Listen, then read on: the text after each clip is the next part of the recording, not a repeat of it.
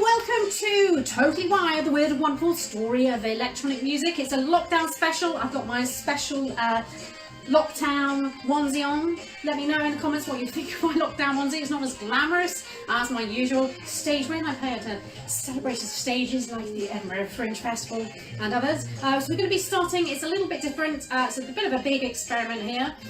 There's usually lots of competitions, quizzes. It's a very interactive show. So let us know in the comments any answers, any statements you've got. We'll try and follow along. But first of all, our word from our patron today, my host, Mr. Give it up for Mr. Theodosius Dimitrakos.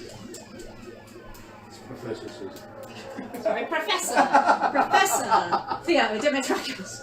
Okay, thanks for joining this and apologies in advance if there are any technical hiccups. It is improvisation, it's a lockdown, but it's I'm very happy to hear this. So that was done last summer in any production, and then in Nottingham, being sung from my flat in Colchester. So enjoy Hypnotique. Woo-hoo-hoo. I want to hear a big whoop as we get into our exciting intro. So pretend that last bit didn't happen, and here's the big intro. Here we go. In the beginning was the Word, and the Word was electricity. Then I said, "Let there be light." So I, Nikola Tesla, invented AC/DC to bring electricity far and wide to the world. This is the story of the amazing people who took the power of electricity and wired it, weirded it, performed it and transformed it into any sound you can imagine. So are you ready to gorge yourself in this cornucopia of audio delights and get totally wired? Amateurs, wake up! Let's try that again with 10,000 volts. I said, are you ready to get totally wired? That's good.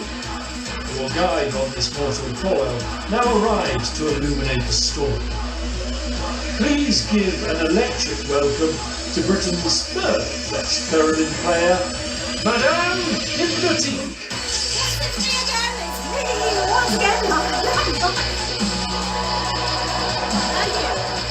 Good luck with the show, dear. We'll need it. Now I'm off to feed my pigeons. Laters. Nikola Tesla, everyone. Thank you. Welcome back. And that was a propensity of why it's better to use wired devices, because wireless devices was not working. But we're back with Totally Wired. So thank you for joining.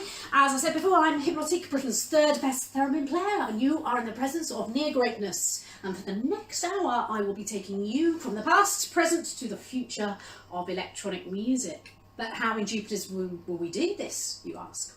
Well, I have a very special device, the Ethertron. It lets me travel anywhere in space and time to meet anyone associated with electronic music. But we can't go and meet anyone else, like the dinosaurs. That would be far too crazy. A couple of other bits of housekeeping. This show is based on the Horn-Würstel Sachs classification of instruments. We're going to be covering just the electrophones and definitely no aerophones or idiophones. So let's finally meet my time-travelling companion, the Ethertron. Here she is. I am getting on with it today, but I might not. We have a technical one. We go on Ethertron. Speak to anyone of travelling space and time. Thank you very much. Thank you. Can't get the staff nowadays. So, where do we start? Well, with theremin players like a bit of a woo. I'll just demonstrate a woo. I want you at home now to woo. As I explained that coming up in the show, we're going to meet the world's first electronic instrument, which will blow your minds, if not your hands.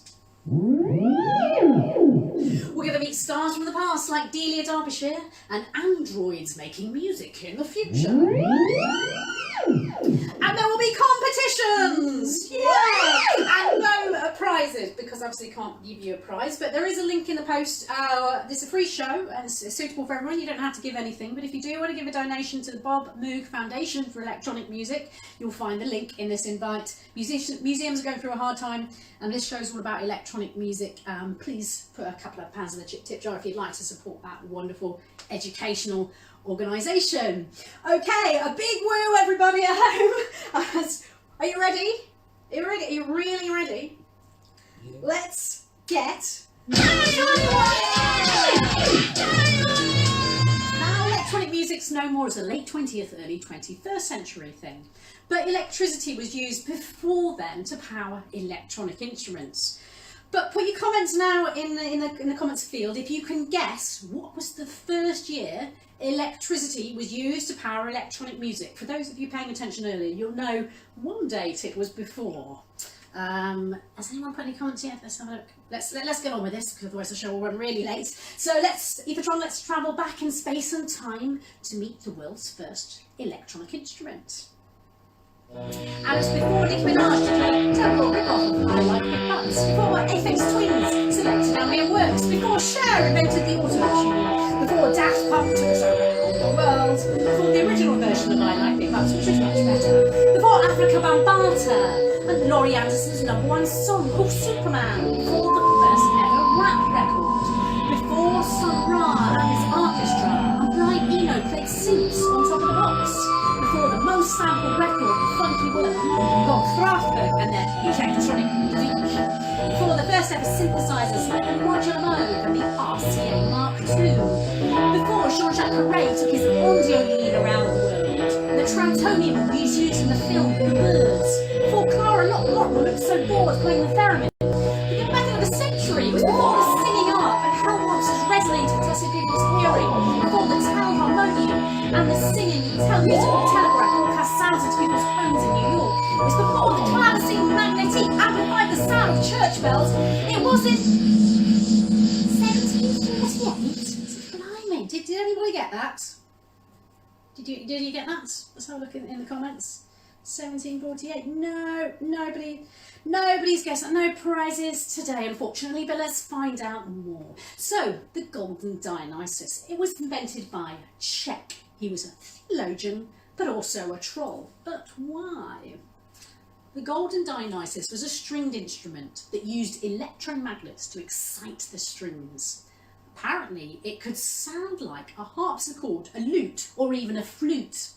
Very advanced for that era. But what's this? Divish the cheeky troll had wired it up to give the player an electric shock at the time of his choosing. What a cheeky troll. So usually in this show, it's a very interactive theatre-based show. I would usually ask if somebody would come up and give a demonstration. But through the magic of wireless technologies, well, they didn't work so well early, but wireless technologies, we're able to actually demonstrate the Golden Dionysus virtually by this Facebook live feed. So would anyone like to volunteer to demonstrate virtually the world's most dangerous musical instrument, the Golden Dionysus? Theo is volunteering, but I think it might be a bit too dangerous for your flat now. Health and safety. Health and safety. Health and safety. Let's see, is anyone I live in danger, baby. I can do it. I know we live in dangerous times, so I can understand why people wouldn't want to volunteer. But apparently there's waving at me, and apparently we can't demonstrate it because we have no indemnity insurance in his flat in Colchester. So that's a little bit disappointing. But of course, I'm joking. We don't really have a Golden Dionysus anymore. It doesn't exist. Now, in the early days of electronic music, it was all about creating any sound you can imagine. There were no rules. They thought that instruments like my Theremin would replace those in an orchestra. They even made a cello version, but it sounded like two wasps running around inside a jar. And the early synthesizers didn't even have keyboards. Like the VCS3 had a pin matrix system there, you see. So you can actually play a game of battleships whilst making crazy space-age sounds. It's an amazing period between 1920, the invention of the Theremin, and 1970, the Mini-Moog, the synth to rule them all. I call this the period of the early electronic oddities. And it's perhaps no coincidence that 1970 was also the year that 4 German guys got together to make a very special electronic music supergroup. So, Ethertron, let's take a trip now back to 1970 Dusseldorf.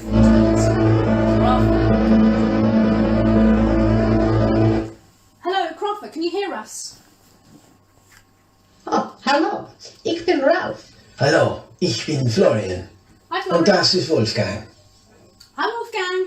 Speaking in German, I'm going to put the translate filter on the Ethertron. Just test it out. Das ist mein Finger. Yes, I can see it's your finger, Hypnotique. Did you know that anyone can play electronic music if they have ein Finger? Unless it's a really fat finger, Ralph. Wow, well, that's wonderful. Wasn't there another guy, Carl? Ah, Carl, he fell in love with a human being, not a robot. So we had to leave the Kraftwerk. But that means we have a position for a new member. Would you like to join us? Oh, yeah, count me in, Kraftwerk. Ah, wunderbar. So, you want to hear more about the early electronic oddities, yeah? Yep, hit me up. Tell me everything that you know. Well, we will tell you the full story of electronic music, BC. I did say there'd be no dinosaurs in this time travel, didn't I? BC, before Kraftwerk. Okay. 1, 2, 3, 4.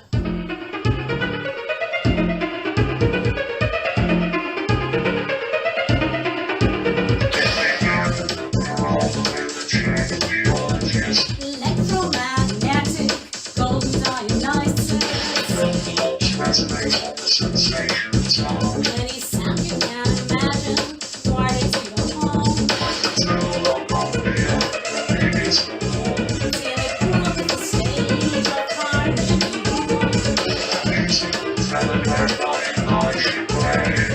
Love has been about to go 200 miles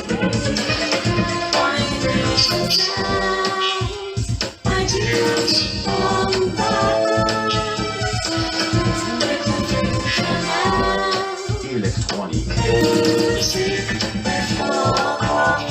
Inventions people changed the idea of sound.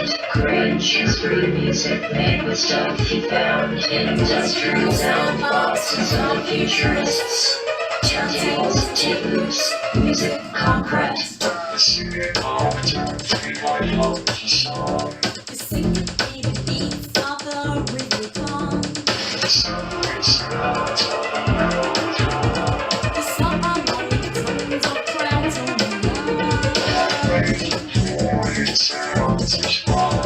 With Daphne or a KNS and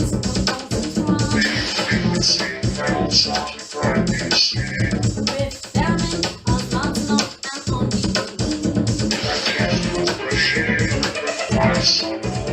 Ich liebe dich, Monsieur. Oui, je t'adore. Wrapped against the electronic music box. This first computer music has its settings.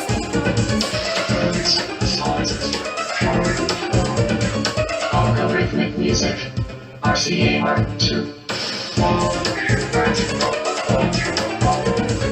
Butter and silver apples on the of VCS, ugly razors, acid I wish the sound I do on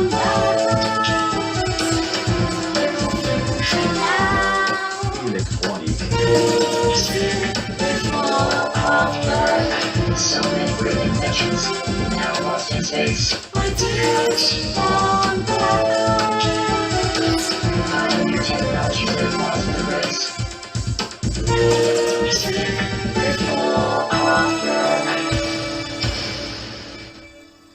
Woo, thank you very much. Amazing stuff. Kraftwerk. I actually did this show once at the Leon City Folk Festival, and somebody actually said to me, it's very impressive that you managed to get Kraftwerk in your show. And I said, yes, it is. So I learned many things while researching this show. Like Kraftwerk were really big fans of this guy, Oscar Sala. He was the world's first Trantonian player, a unique 1930s instrument from Germany. But Kraftwerk were less big fans of Sala. They just thought that he was a big idiot pressing play on their pocket calculators. Just goes to show that you should never meet your heroes. So, like the Dodo and Black Rhino, these early electronic oddities are but dust. But I was delighted to hear that one man is keeping the flame alive. So, Ifritron, let's head to modern-day Munich to meet Peter Pitcher, the world's only Trautonian player. Hello, Peter. It's very distorted. Have you got technical problems? Huh? I can't hear you. I must tune you. Yeah, did you tune in? I recommend switching the Wi-Fi off as well. Okay, much better. Oh yeah, it's better now. So Peter, you're the world's only Trautonian player. You must have a few rock and roll stories. Okay. There was a very special performance last year when I played in my hometown Munich at the music university, which used to be the Nazis' headquarters during the war. Yeah? The Trautonium and modern compositions in general were not very well regarded by the Nazis, but I play with this instrument in Hitler's personal office. Yeah? He drank coffee there with Chamberlain, Mussolini and Daladier. I got to kill off the last Nazi wives in this room with this atonal sounds by an instrument they rejected. Why didn't they like the Trautonium, the Nazis? They hate atonal music, they hate all this crazy, strange sound. That's a good enough reason to like it. Tell us a bit more about the subharmonic technology. Everything sound is a bit wrong, everything is a little bit wrong, not well tempered. That's great, only the Trautonium can do this. Freie tonale Musik, we can play with this instrument. Yeah, sorry, it's complicated, but that's the problem. I can explain a little bit. So, we have one tone, and the next one, and the next one, and the next one. So we have chords.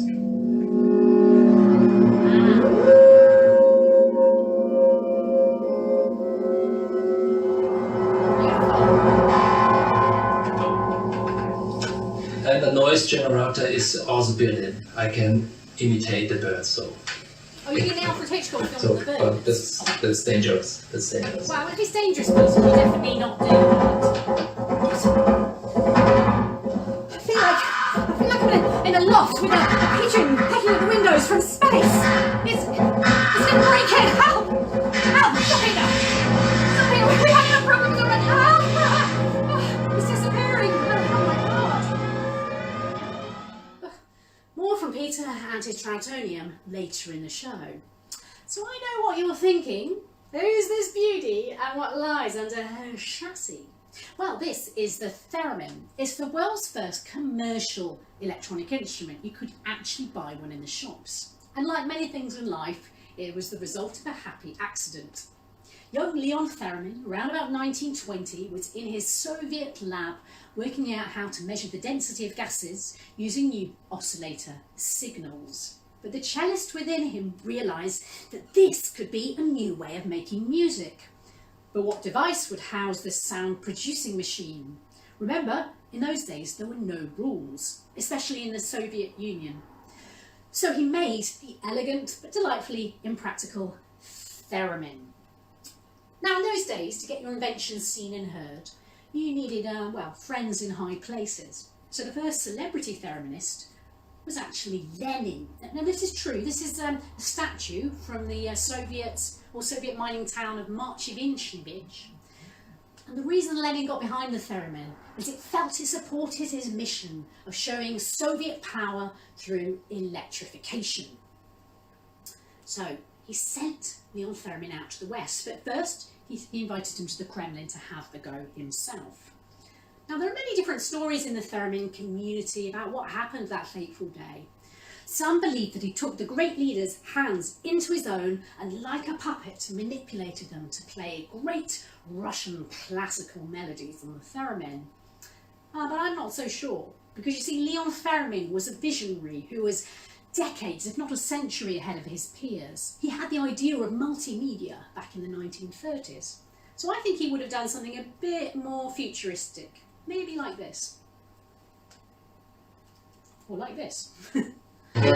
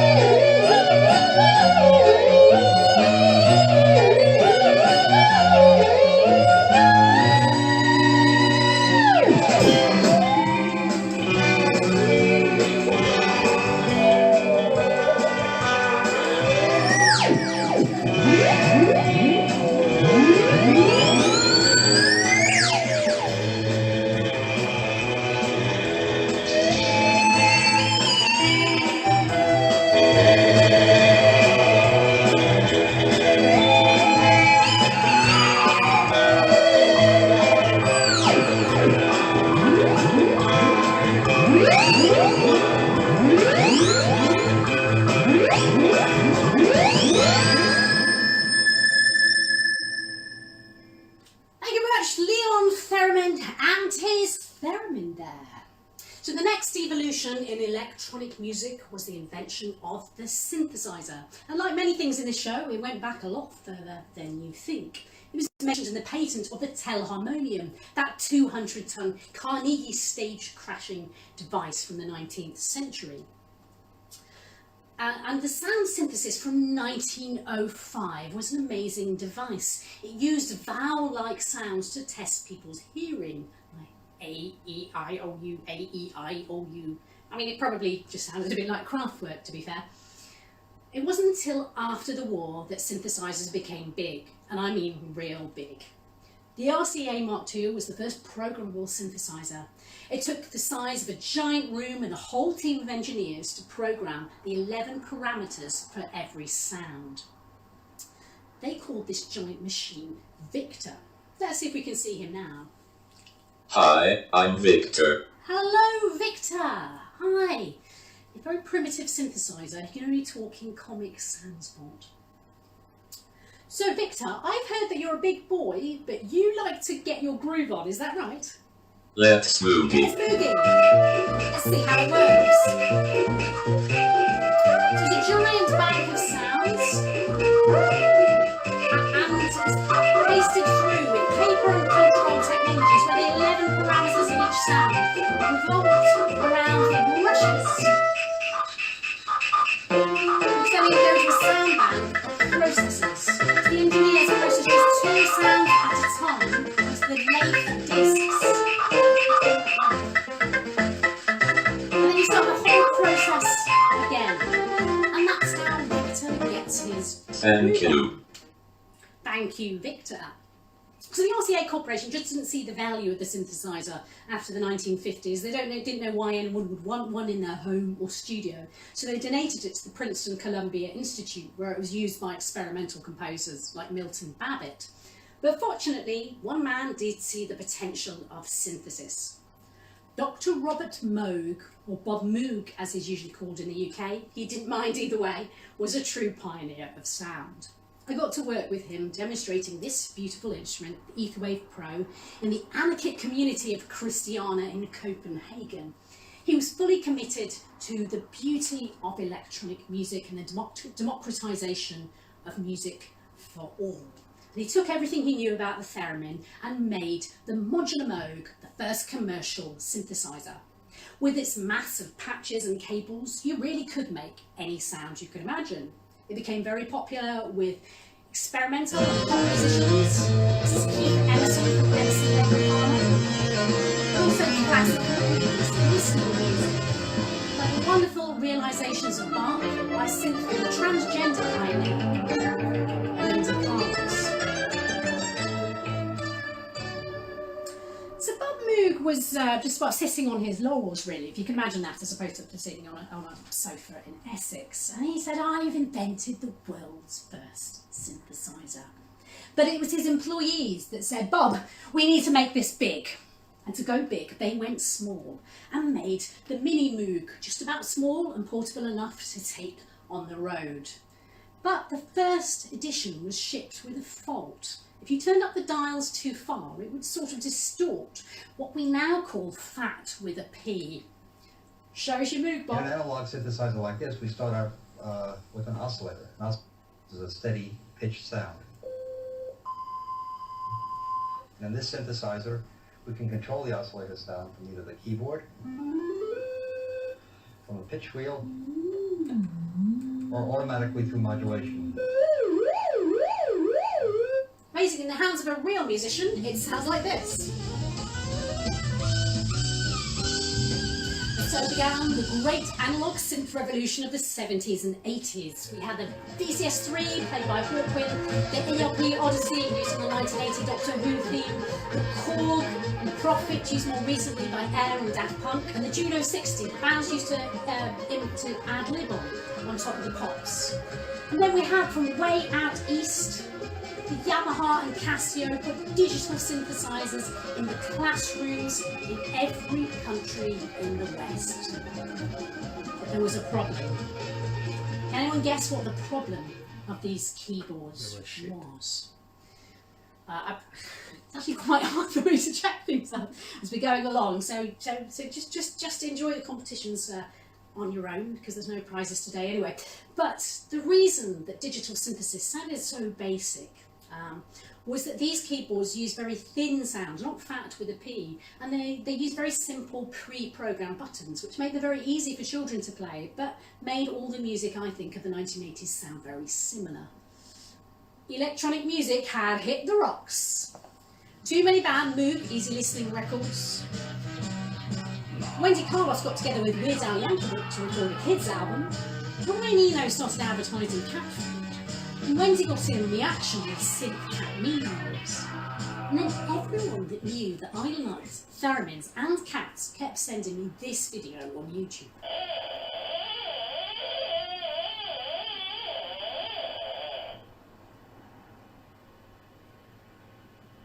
Ha! Gets me every time. Even this show has run out of ideas. It's time for a new kid of innovation on the block. This new technology would revolutionise the dance music genres of rap, hip-hop and grime. It's sampling. And as you may think, the technology goes back more than you might believe. Silvery sound producing device from 1912 patented the idea of the sampler, but he didn't actually get to make one. This very controversial sampling, many people just think it's some kind of plagiarism or theft. But I'm with the producer, Mark Ronson. I believe it's all about transformation. You see, you take the sounds from one genre or decade, and you transmute, add new layers and meaning, and make them relevant to whole new audiences. Let me show you how. So we go classic rock, Queen and Bowie, which becomes the rap that time forgot. Perhaps not the best example. Yeah, my thoughts exactly. This is more like it, my favourite piece of electronic music. It's by Jean-Jacques Perret and Angelo Badalamenti, who did the Twin Peaks music. EV8 is all about the experience of walking on the moon, which becomes... Well, extreme. Yeah, I know. Middle-aged, middle-class woman in a hoodie, yeah. Anyway, Gary Newman. Sir Gary. If he's not a sir, he should be. Which becomes... Put your head up. Okay, let's flip it the other way around now. Can you guess where this sample comes from? Listen carefully.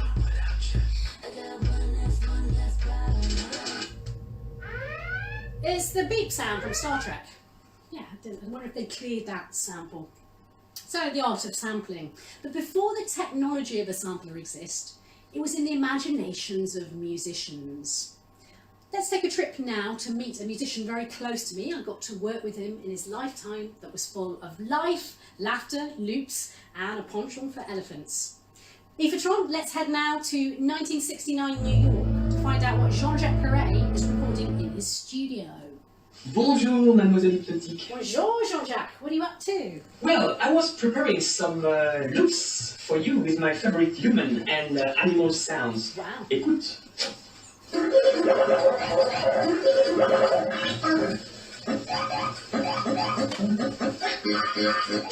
Wow. And how did you learn to make this crazy music?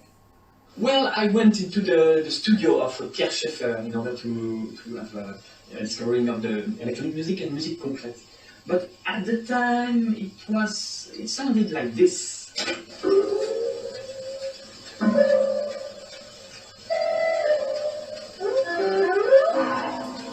You hear, very serious and academic. So I told Pierre Schaeffer that I would use those techniques in order to make them popular. I did it, and I did a lot of tracks and advertisements, and even the music of the main electrical parade of Disneyland. You know, life is just like a loop.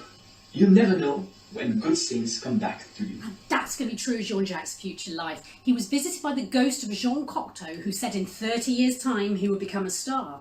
30 years later, he was working with Air, Fatboy Slim and the Beastie Boys. So Jean-Jacques, what are you working on today? Well, I'm working on a track, a cover of The Flight of the Bumblebee, but with real bees. How is he going to get the bees to sing in tune? Yes, because I'm using a special technique. So I recorded some bees in a hive in Switzerland, and I play them with my tape recorder at different speeds, so it's different notes. And I put those notes classified on my sailing, so I can put them down and measure the melody in quarter notes. Salvatore Dali came in my studio, and he told me, "C'est fantastique!"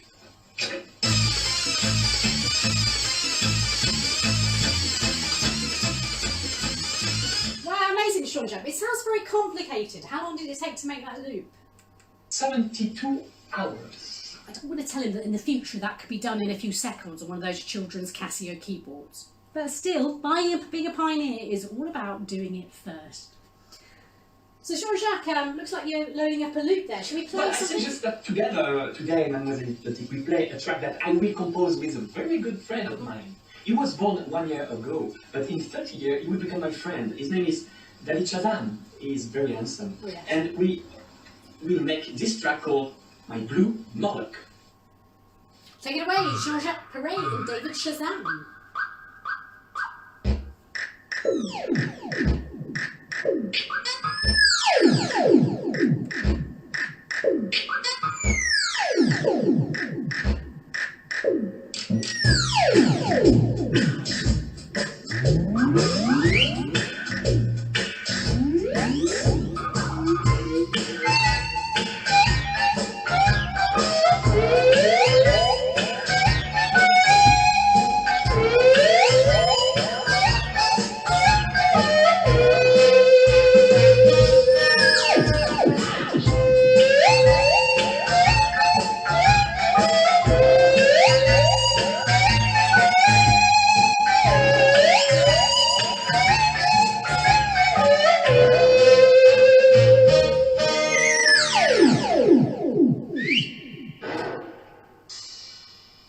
Thank you very much, the wonderful Jean-Jacques Perret. Give it Au up. revoir, Mademoiselle Hypnotique. And never forget, try to be always as happy as can be. I will, Jean-Jacques. A wonderful Jean-Jacques Perret, a futuristic man who believed that the healing power of joyous electronic music could make you happy and change lives. Well, it would be another decade before technology caught up with Perret's imagination, and the first commercial sampler was the Fairlight. It cost the price of a house, and the Musicians' Union said it would be a wrecker of jobs for real musicians. But those who dared shaped the sounds of the 80s and beyond. One of them was, well, let another 1980s technology icon introduce them for you. Let me introduce you to some of the finest people you'll find walking the streets this time of the... Yes, my great friends, my favorite backing band, the stunning and original... Art of Noise. Yes, the Art of Noise. Now, I tried to connect with them earlier on the Ethertron, but I guess maybe the Wi-Fi and other things, it was a little bit hard to connect with them. But I did get this message on the Ethertron answering machine from founding member J.J. Yexlovic. Hello, your call cannot be taken at the moment, so please leave your message after the tone. The Fairlight CMI had an incredibly short sample time. I think it was about 0.6 of a second when you opened the box, as it were, and ran the defaults. But I needed more time, so I ran it at 1.5 seconds for each sample. The playback quality at that was about 7 kilohertz, which wasn't very good at all, actually. But with the longer samples, although they were lo-fi, it meant I could get into a bit of looping, which was one of the first times it had ever been done. Incidentally, I sampled the drum track, went on to Close to the Edit in the wrong place, so it actually starts on beat 3, but we eventually got it to loop. And if you listen carefully to the track, Close to the Edit, Anne plays the opening riff on the car start sound and adds in an extra note to get it back onto the downbeat, which was a very neat manoeuvre, I thought. This is Jean-Jacques saying, thanks very much for listening, and enjoy the rest of the show. Hypnotique. Cheers, JJ. Now listen very carefully and see if you can hear that extra car sound beat by Anne Dudley in Close to the Edit. Listen carefully.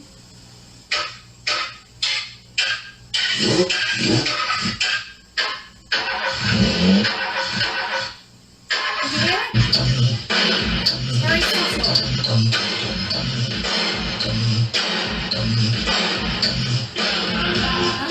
This video is about as lo-fi as the Fairlight sounds themselves.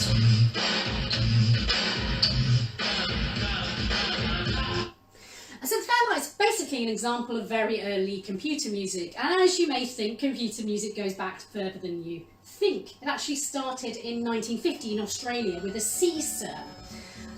We didn't have any recordings at the time, but apparently did a version of Colonel Bogey.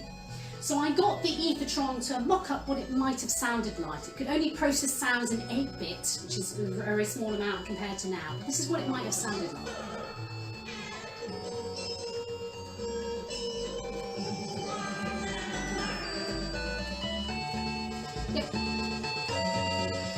Yep, Ethertron. This is the fundamental problem with the Ethertron. That piece of music was written in 1950. Ugh. It was Colonel Boogie, not Yes Sir I Can Boogie. Anyway, artificial plus intelligence, but not necessarily in that order. So where should we take a trip to now in our electronic music odyssey? I think we should just stay where we are in the UK, but let's go back and explore some of the amazing television and film soundtracks from the past. Daphne Oram founded the BBC Radiophonic Workshop in the 1960s to write original tape music compositions for BBC dramas, but she soon left to form her own unique musical composition style.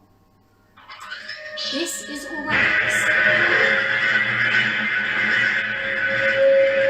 So Daphne paints the sound onto glass. This is the sound wave. It's a visual representation of the sound. And she processes that through her Oramics machine to make these very unusual sounds. And you can see the Oramics machine, the original, in the British Science Museum, and play with digital versions of the Oramics technology there as well. Delia Derbyshire grew up in the Radiophonic Workshop. She studied music and maths at university and combined those two disciplines together to write the greatest science fiction soundtrack the world has ever seen. So let's head now, Ethertron, to 1967 to find out what Delia Derbyshire was recording in her studio. Hello, Delia. Hello, my dear. I was expecting you. What are you up to? So I'm working on a brand new series. It's called Doctor Who. This composer of the music is Ron Grainer, and I'm doing what's called realising the music. That's producing the sounds onto tape. Now, Ron came in the studio yesterday to hear how I was getting on. He said, "Wow, God blimey, did I really write that?" And I said, "Well, most of it." Well, I hope you get properly recognised for that in the future, Delia. So what is that lampshade for? We see in the Radiophonic Workshop, we don't have synthesizers, you see, it's too expensive. We have to use techniques of music concrete. So I take the sound of resonant objects like the lampshade, and I pitch shift it and make all kinds of melodic and rhythmic effects. And the wine? Well, it's a very resonant object. This is what I want to do when I want to reduce the hertz. See? Listen.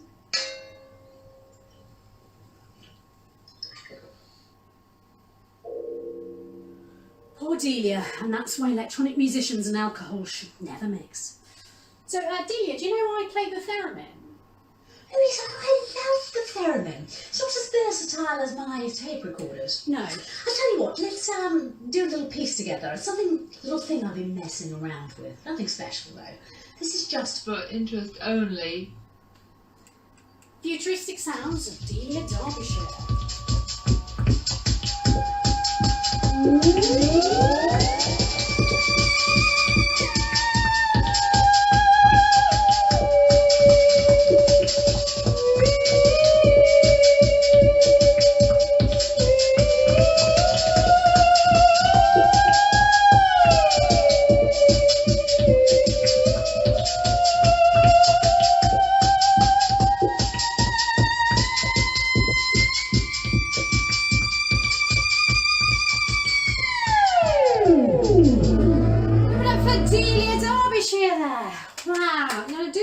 For her, she never gets the appreciation she deserves. So I started out actually like Delia when I was at university. This is me there.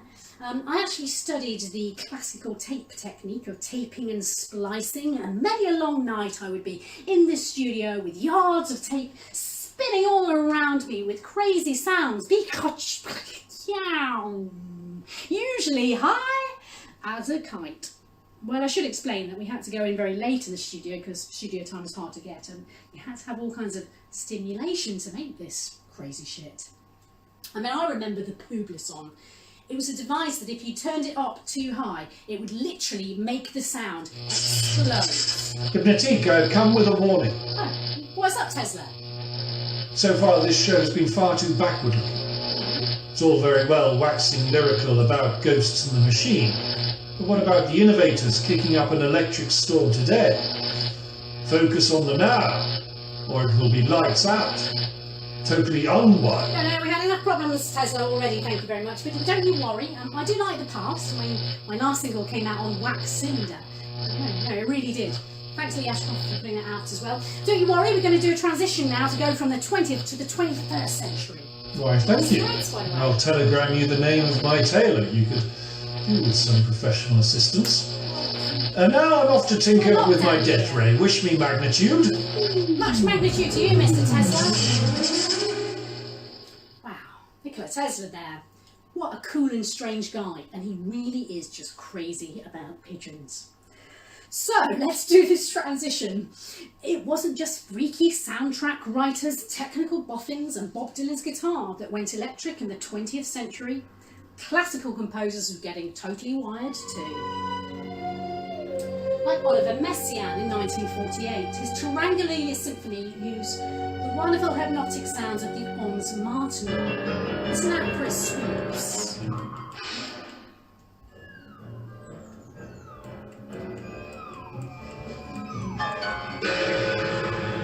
Stockhausen was obsessed with total control. Contact, though, is a mid-career piece that I really like because it combines real musicians and tape together.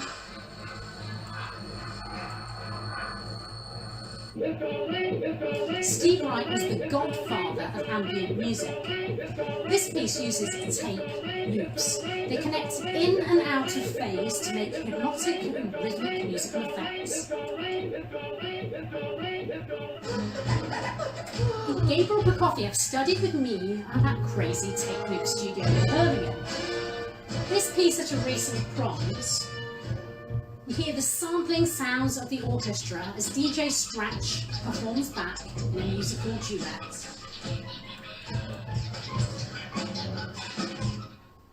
And composers today are combining the best of both. This is a classical piece by Russian composer Andrew Popov. Let's take a trip into a dark, dark forest.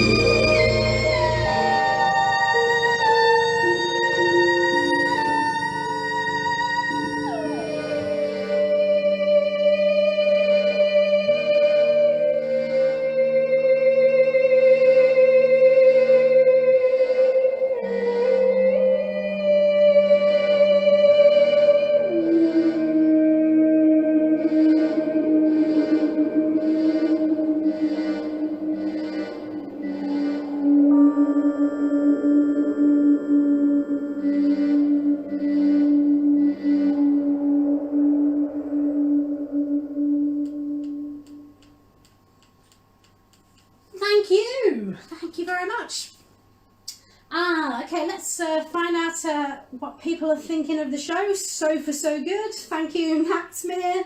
I didn't know, Veronica, I don't know what question that was, but I hope you learned something. I saw a play about Daphne Oram at the Edinburgh Theatre from Terry Grady. Thank you very much for that. And I love the Theremin. Thank you, David Blair. So let's take a trip now into the future of electronic music. There's a lot of talk nowadays about robots taking your job. So just add in the comments if you're worried, what your job is, if you're worried about a robot taking your job, because this is the interactive bit of the show that doesn't really work when I'm just here on my own. So are you worried about a robot taking your job? But let's explore it a little bit in the history of electronic music. So this idea of machines composing on behalf of humans is older than you might think. Hi, I'm Victor. It started off with Victor, do you remember him? He can still only speak in Comic Sans font. Now, he was made by the RCA Corporation, that's the Radio Corporation of America. And they just didn't conceive of Victor as just a machine that would produce electronic music, but actually replace composers and expensive orchestral musicians. But the theory of algorithmic music was a little bit more ahead of that almost steam-powered paper roll technology of the day. But now the future is here. Maybe. Competition time now. Put your answers in the comments. There are no prizes, but if anyone gets anything correct, I'm going to put a small donation in for the charity fundraiser, which this event is for. It's totally free to attend this event, but if you'd like to, there's a link to the Bob Moog Foundation for Electronic Music, which you can donate a couple of pounds, dollars or euros in the tip jar for if you've enjoyed the show. If anyone gets these competition entries right, I'll also put in a donation to the foundation. So, what made this piece of music a world first? 2007, From Darkness to Light, Emily Howell. So epic, so beautiful, so life-changing. But what made this piece unique? Any ideas? Any ideas on the feed? Reminds me of the Magic Roundabout music. I don't know whether that was a comment about this from a previous piece. I'll tell you, it's out of sync. I'm out of sync apparently. It's not the first time I've been told that. So, it was actually the first piece of AI music. It was actually done by an academic called David Cope. This isn't really, Emily Howell's not even a real person. Rachel got it. So Rachel's seen the show before. I'm not giving her a prize, but I will give her a donation anyway. So this is not even a real person, Emily Howell. It's an artificially intelligent creation of a person's face, and this is not even a real cat. I told you not to get near that Theremin. I said no dinosaurs in this time travel. It looks like machines are trying to wreck this show, as it hasn't been wrecked enough from the insides already. It's like the robots are actually taking over. There's only one way to get around this. We're going to have to quiz them to death. Are you ready to play? Let's play our quiz. Are we human?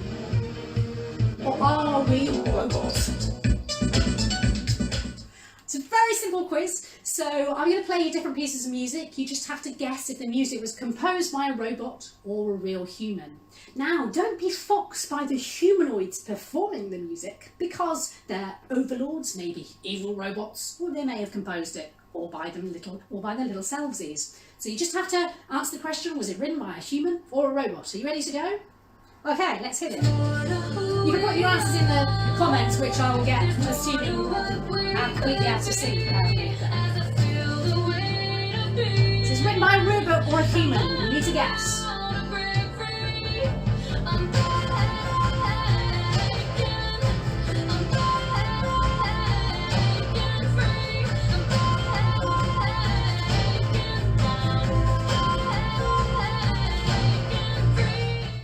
So Taryn Southern, she's breaking free. But is it from a real human or a robot overlord? Human robot. Let's find out. Did anyone get that right? Did you see? A few people. Yes, well done, But you got it right. Rachel didn't. Not a very good memory. Okay, here's song number 2 coming up.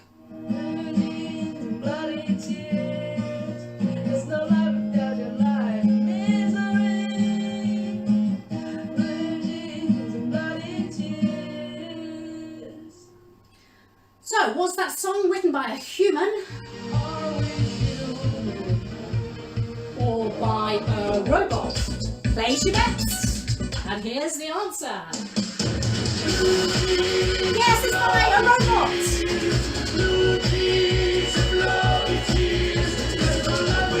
It's actually by the AI music team behind the Israeli Eurovision Song Contest entry. They put all the Eurovision hits in a pot, and the computer came up with this hit. But Blue Jeans, Bloody Tears, and A Life in Misery. I think that has got hit Eurovision potential. It's certainly a good winner compared to what the UK usually enter. Okay, let's up the stakes now. I think you're getting the hang of this. So the 2 pieces of music now, one is written by a robot and one is written by a human. But which is which? Let's hear it. Please, mother, drive me again in your car. There's nothing here, nothing there, and everywhere.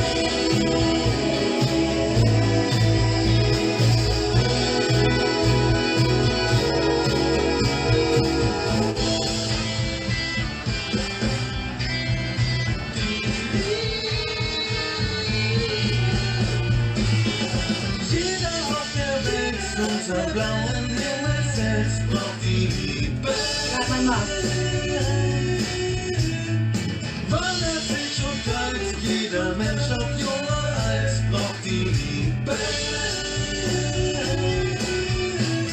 Okay, so Eric and Bentois, but which is a robot and which is a human? Benoit's driving his daddy's car, but is it a manual vehicle or a fully autonomous car? Eric is singing about love in German. Is this a human heart or mechanical? Place your bets. Okay, and here's the answer. Yes, Benoit's song was an AI creation. They took all of the Beatles songs, blended them together in a machine and came out with a song about diamond skies. Whereas Eric, this is actually a cover version of a 1980s song by ABC, I believe, but it's just a bit of a rip-off of Beatles anyway. Okay, the hardest question yet. Are you ready? Are you ready? Yes! Okay, 2 pieces of music now by the wonderful Holly Herndon from her impressive new album. And one of these pieces of music is entirely driven by AI. The other is only partially driven by AI. And you guess which is which.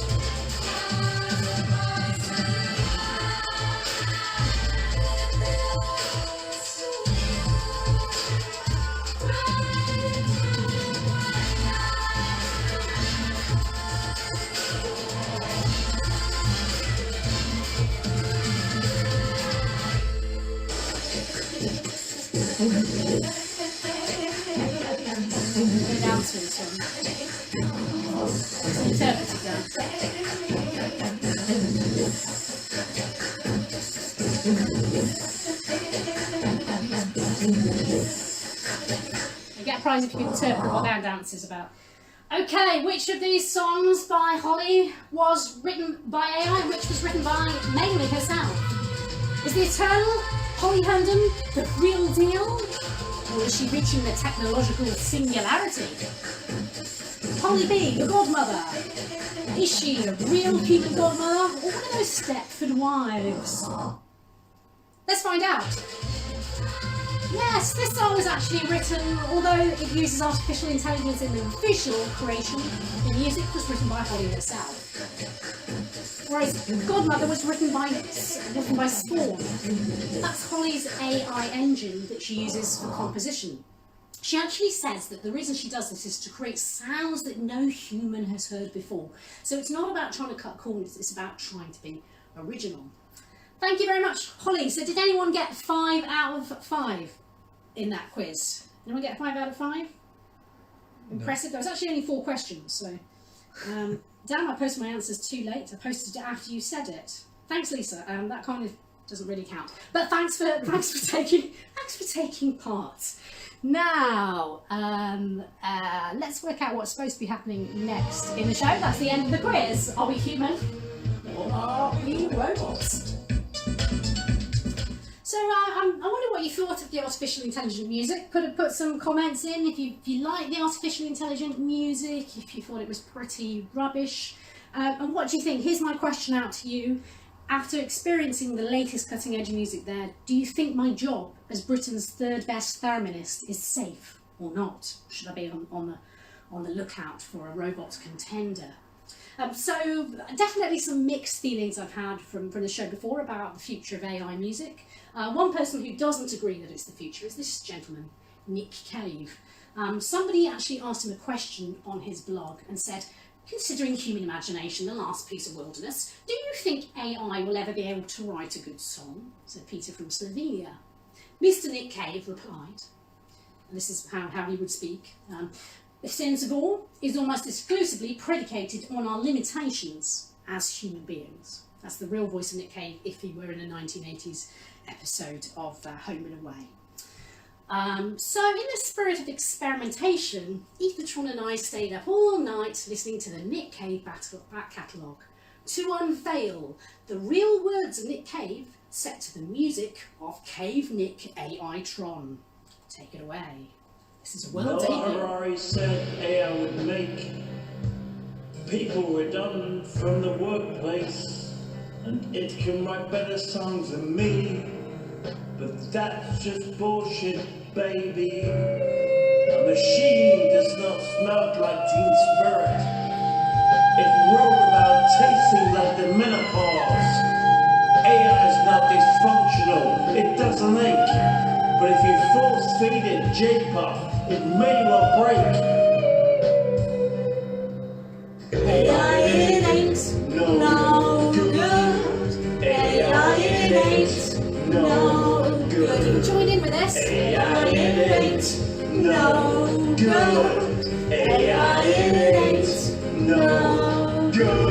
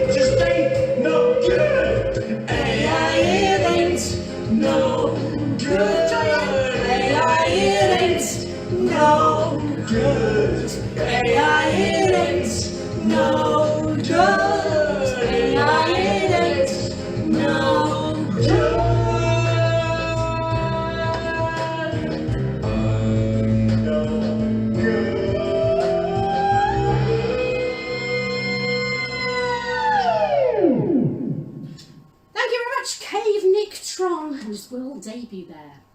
Okay, the jury might be out about AI music, but fortunately there are some ingenious musicians out there taking us to the music of the future. Let's meet a few of them. And when my finger is doing this posture, which is called one finger point, it changes to a different sound.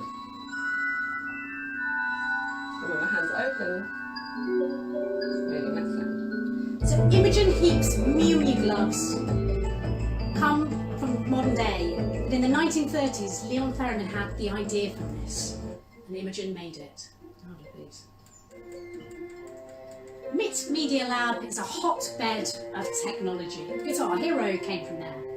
But I like this technology they invented for people with limited mobility to compose and play back music with small gestures. The Algo Baddies are part of the Algo rave music, stretching from the UK to conquer the world. Composers use algorithmic generated software, and they can live code so you can see the code appearing on the screen. It's an open source dance music that has everybody up on their feet. Oh God, there's so many people I want you to meet, so many instruments, so many amazing musicians, but we're really running out of time. So I had an idea, and I know it went horribly wrong when we tried to go wireless, but hear me out. I've tuned in the Evatron to meet all the most amazing electronic musicians in the world right now to do a jam. Do you want to hear this? Yeah. Do you think it's going to go? Yeah. Yeah. Let's hope we don't break the internet with this. Let's meet the Totally Wired Band. 1, 2, 3, 4. I'm totally wired!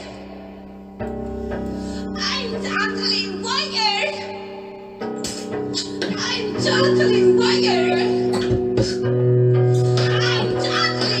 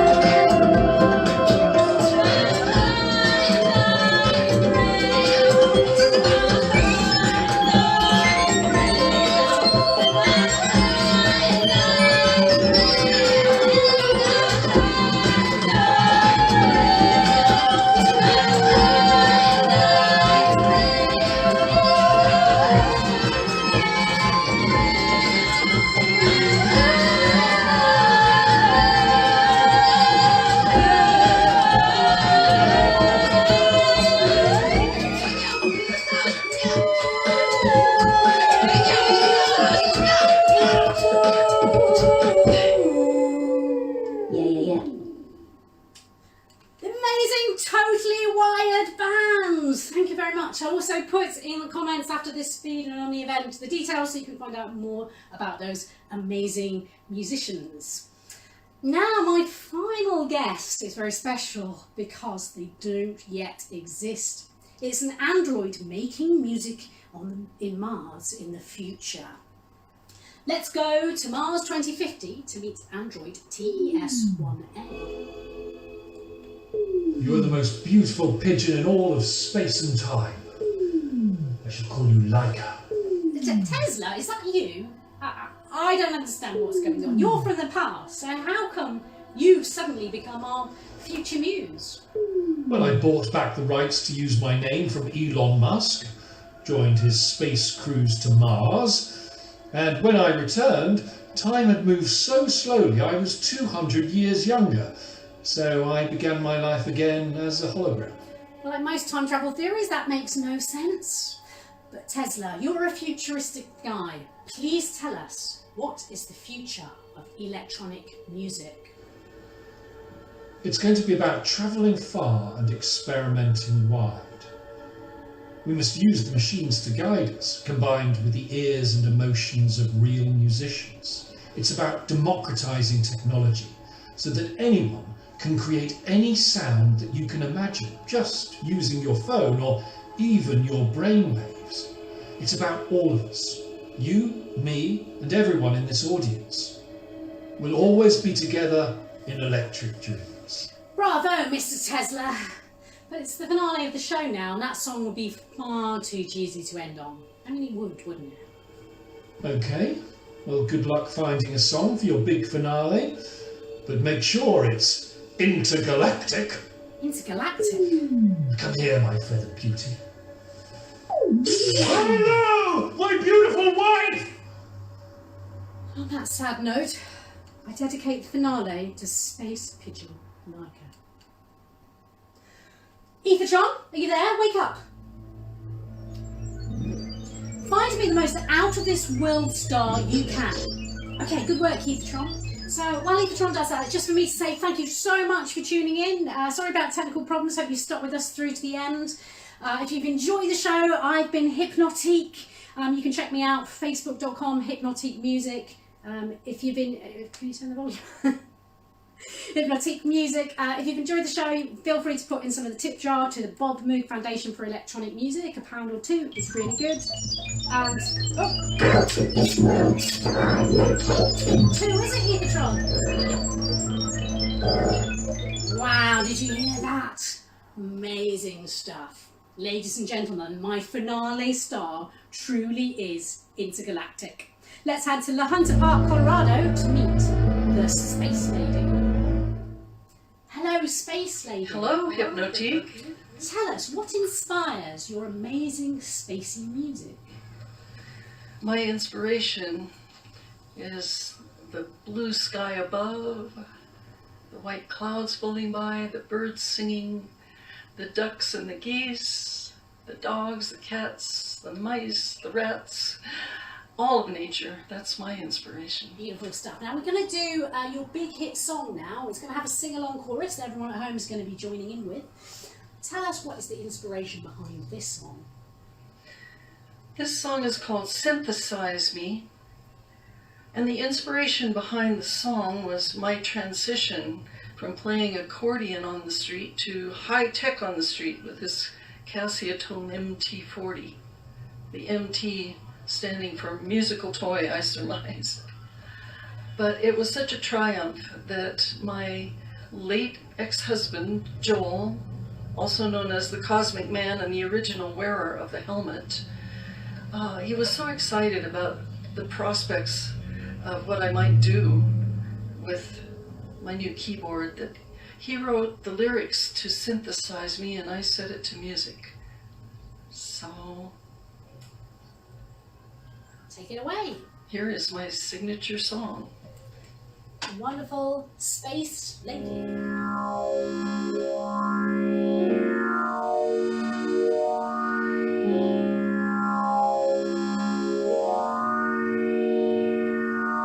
Your eyes are set on stuff. You're hotter than the sun.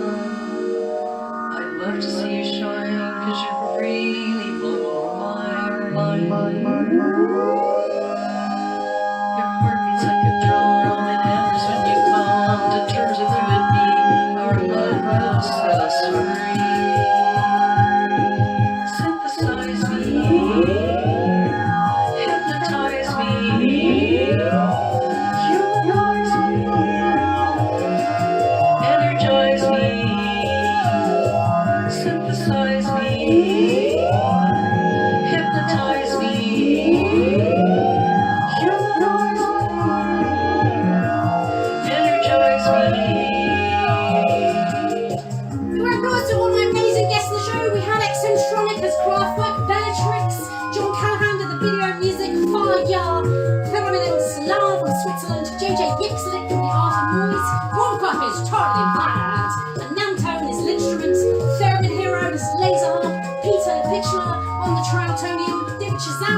Jean-Jacques, oh Terry, we didn't see him, but thank you very much. Mortuary SP, we had Yumiko Uno from Japan, the wonderful Ben Moore as Nikola Tesla. Your eyes are so stunned, you're hotter than the sun. I'd love to see you shine, cause you really blow my mind. Your heart beats like a drum, and every scream that turns you and me. Our love will set us free. Synthesize me, hypnotize me, humanize me, energize me, synthesize me,